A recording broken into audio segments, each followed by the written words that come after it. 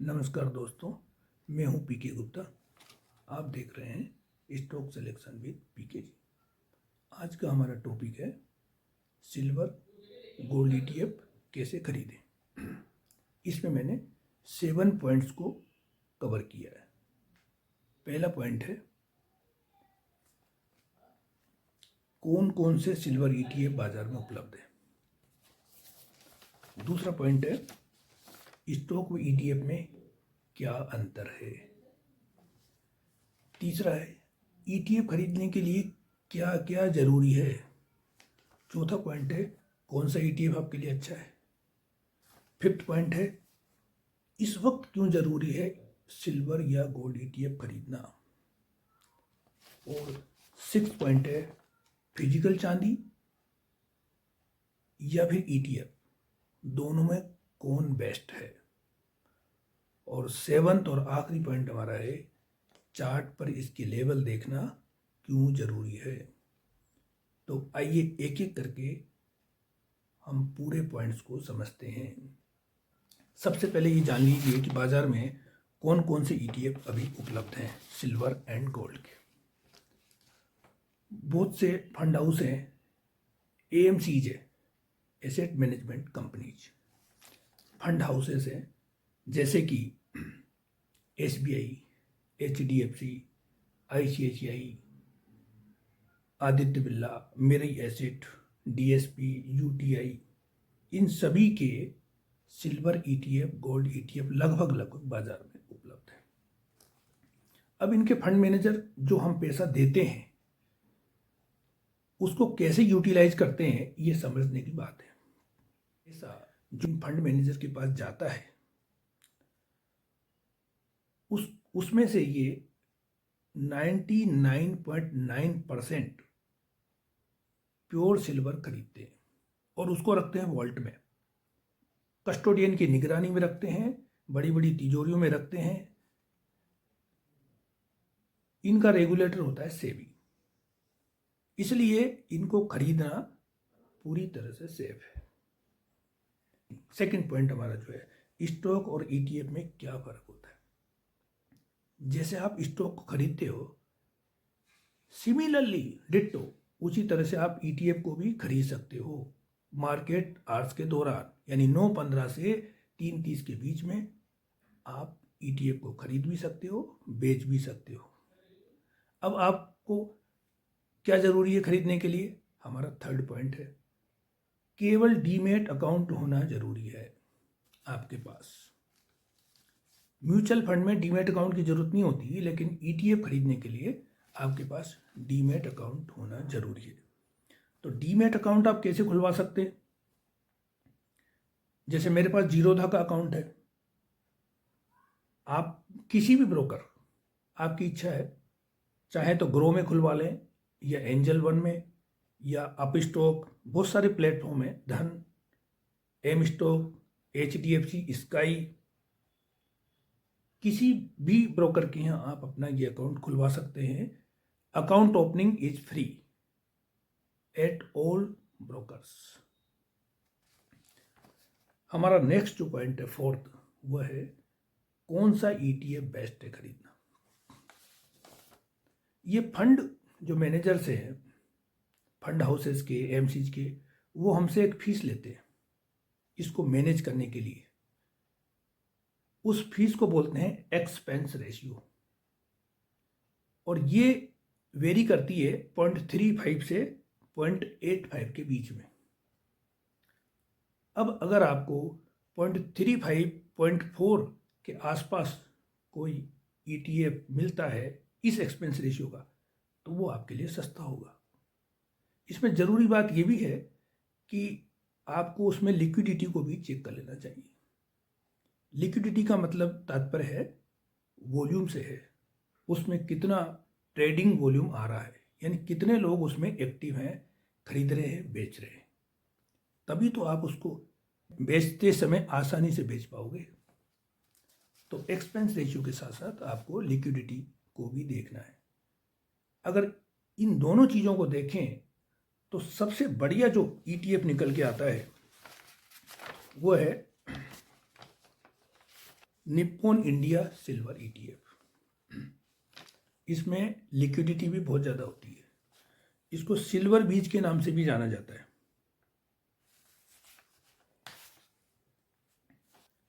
मेरे पास कौन कौन से हैं उसकी भी बता देता हूँ आपको। मेरे पास 3 ETF है सिल्वर के। पहला है सिल्वर बीज निप्पॉन इंडिया वाला, दूसरा है सिल्वर बेटा BETA, ये है UTI AMC का, और तीसरा जो मैंने रिसेंटली खरीदा था अभी कुछ दिनों पहले, 1-1.5 महीने पहले, वो है टाटा SILB यानी टाटा सिल्वर का। आप अपनी चॉइस से दूसरे ETF भी कंसिडर कर सकते हो, इनमें कोई विशेष ज़्यादा अंतर होता नहीं है। अब हम आते हैं हमारे 5वें पॉइंट पर। क्यों है ज़रूरी ETF खरीदना इस वक्त? जिस तरह से सिल्वर अभी गिर रहा है उतनी ही तेज़ी से इसमें रिकवरी भी आएगी, डेफिनेटली आएगी रिकवरी। उसके ये 5 बड़े कारण हैं, 5 बड़े फैक्टर्स में गिना रहा हूँ आपको। सबसे पहला, इलेक्ट्रिक कारों की बैटरियों और सोलर पावर के पैनल्स में सिल्वर का यूज होता है। चांदी का कंजप्शन बहुत ज़्यादा है। सेकंड, माइनिंग एक्टिविटीज में धीरे धीरे कमी आ रही है। डाटा ये बता रहे हैं ग्लोबली 2015 से 2024 के बीच की जो डाटा है वो बता रहे हैं कि इसमें 8.6% की गिरावट हो चुकी है। कॉन्ट्रेरी टू दिस, डिमांड 17% बढ़ गई है। तो एक तरफ तो माइनिंग कम हो रही है, दूसरी तरफ डिमांड बढ़ रही है, तो दोनों के बीच जो गैप है वो बढ़ता जा रहा है। वो क्या करेगा? प्राइस को बढ़ाएगा। तो इस वजह से भी तेजी होने की पूरी पूरी उम्मीद है। तीसरा पॉइंट है, डिमांड को हम फुलफिल नहीं कर पा रहे हैं, समस्याएं हैं उसके अंदर।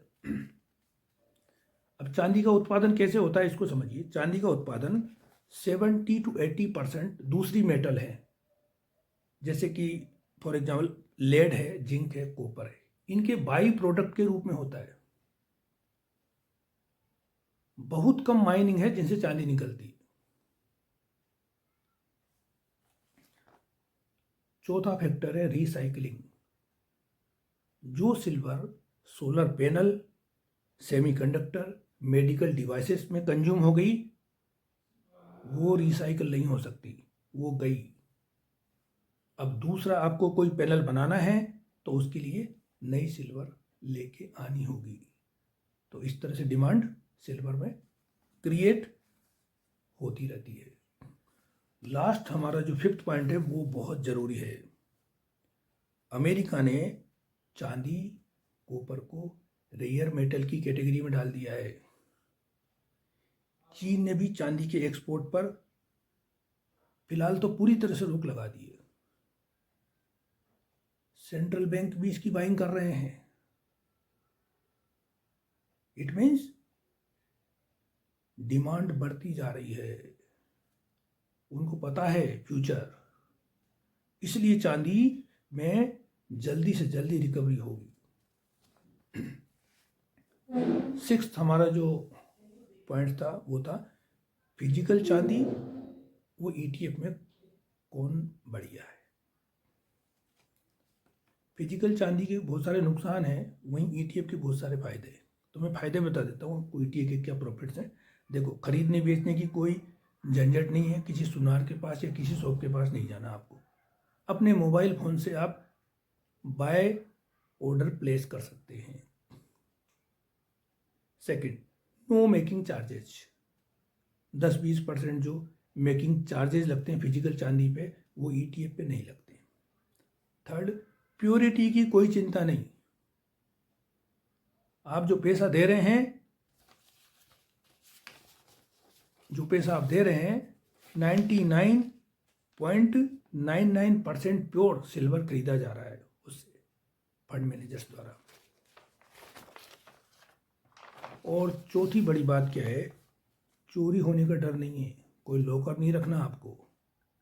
साथियों, टाटा गोल्ड का वीकली चार्ट मैंने लगाया है, जैसा कि आप देख पा रहे हैं।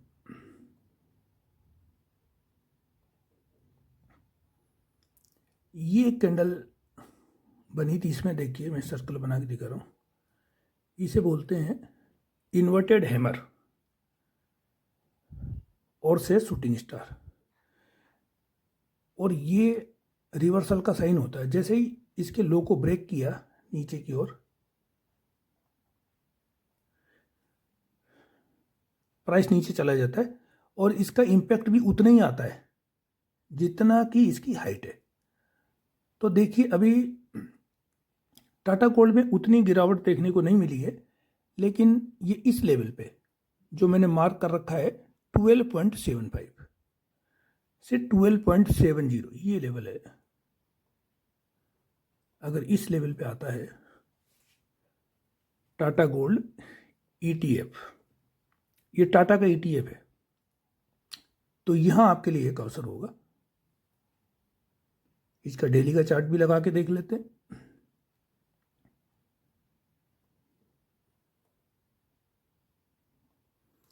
ये देखिए, ये जो लाइन है रेड कलर की हॉरिजॉन्टल, ये कितना अच्छा सपोर्ट का काम करेगी। देखिए यहां से कितनी बार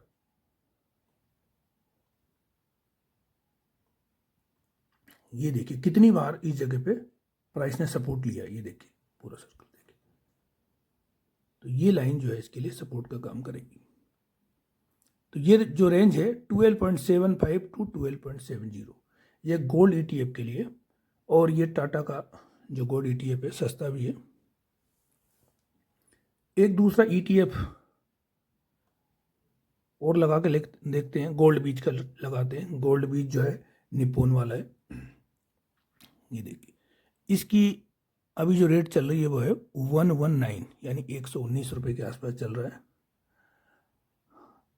आज भी इसमें गिरावट थी, लेकिन ये रिकवर होकर ऊपर चला गया। इसका लेवल भी यही है, 108 रुपये का लेवल है ये। अगर ये इसके पास आता है तो इसको 108 रुपये पे बाय करना आपके रिस्क रिवार्ड के हिसाब से ठीक रहेगा। ये लेवल 108 का, ये मैंने सपोर्ट लाइन भी ड्रॉ कर रखी है ब्लैक कलर से। ये देखिए यहीं पर जो है, यहीं से ब्रेकआउट करके ऊपर की ओर गया था ये देखिए यहाँ से, ये जो सपोर्ट लेवल है यहीं से देखिए ऊपर गया ये, यहाँ से यहाँ तक गया और फिर वापस से अब रीटेस्ट करने आएगा जब इस लेवल पे, तब आपके लिए ये गोल्डन चांस होगा गोल्ड ETF का। अब दो चार्ट में सिल्वर के भी आपको दिखाता हूँ। वैसे भी गोल्ड और सिल्वर को सेफ हेवन माना जाता है। आप अपने पोर्टफोलियो में 5 से 10% अलोकेशन गोल्ड सिल्वर ETF का कर सकते हैं। टाटा सिल्वर का लगाता हूँ मैं, सिल्वर का चार्ट ये लगा दिया मैंने। इसके भी लेवल मैंने मार्क कर दिए हैं। आज इसमें भारी गिरावट है, सिल्वर में ज़्यादा गिरावट है, लेकिन कहीं ना कहीं तो आके ये भी रुकेगा। अभी इतनी ज़्यादा स्थिति चार्ट में स्पष्ट नहीं है, लेकिन ये सपोर्ट यहाँ 20.5 से 20 ये लेवल है और ये मैंने सपोर्ट लाइन ड्रॉ की है। अभी एक दो दिन में और गिरावट हो सकती है, फिर यहाँ पर बेस बने। इसमें लेने की आपको ज़्यादा हड़बड़ाहट, ज़्यादा जल्दी नहीं दिखानी है। पहले बेस बनने दिया जाए, नीचे डोजी बने कैंडल, नीचे हैमर बने, उसका हाई निकले तो आप पोजीशन बनाए, क्योंकि सिल्वर में वॉलेटिलिटी बहुत ज़्यादा है। ये टाटा सिल्वर का ETF था। अब निप्पॉन वाला चार्ट भी मैं लगा लेता हूँ। अभी इसकी प्राइस चल रही है 220-221 रुपये के आसपास। ये देखिए प्राइस चल रही है अभी 220। ये भी नीचे आएगा रीटेस्ट करने इस लेवल पे 200, यानी इसको भी आप 198 मान लो। अगर नीचे जाता है वॉलेटिलिटी में से 200 के बीच में, 198 से 200 ये लेवल रहेगा इसके लिए।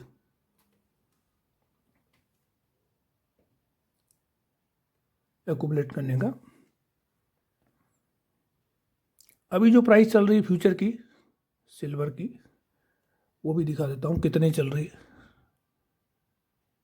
फरवरी फ्यूचर की प्राइस अभी कितनी चल रही है, 2,51,000 के आसपास है दोस्तों। ये देखो मैं बड़ा करता हूँ इसको, ये देखिए 2,51,000।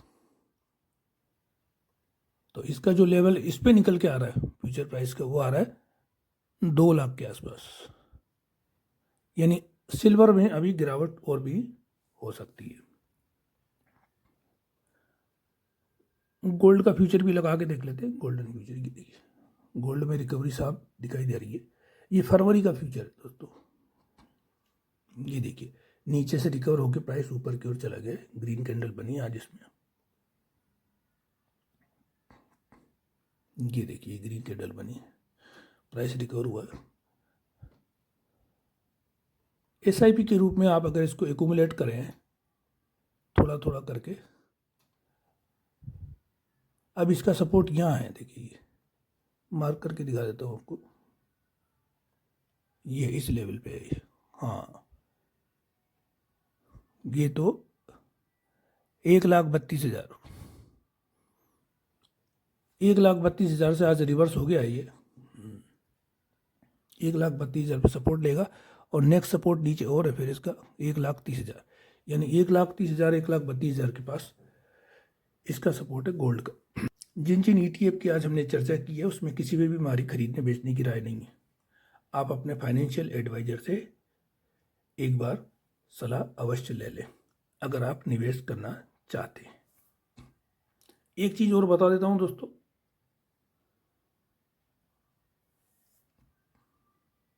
टैक्स के बारे में बजट आ गया है और जो ETF पे टैक्स लगता है, जो गेन पे टैक्स लगता है, अगर 1 साल तक आप होल्ड रखते हैं तो शॉर्ट टर्म गेन आपकी इनकम में ऐड हो जाएगा।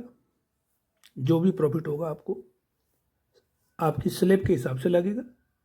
और 1 साल से ज़्यादा 12 मंथ से ज़्यादा अगर आप होल्ड रखते हैं और उसके बाद बेचते हैं तो 12.5% टैक्स लगेगा।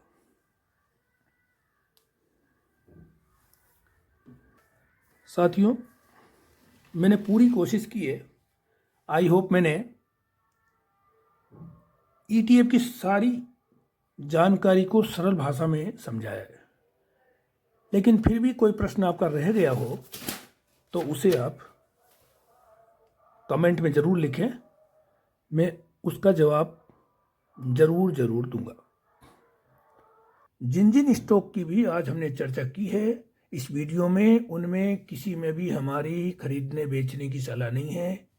ये वीडियो एजुकेशनल पर्पस से बनाया गया है, आपकी चार्ट पर मजबूत पकड़ हो सके, बस यही हमारा उद्देश्य है। आप अगर किसी भी शेयर में बाय सेल करना चाहते हैं तो अपने वित्तीय सलाहकार की सलाह अवश्य ले लें।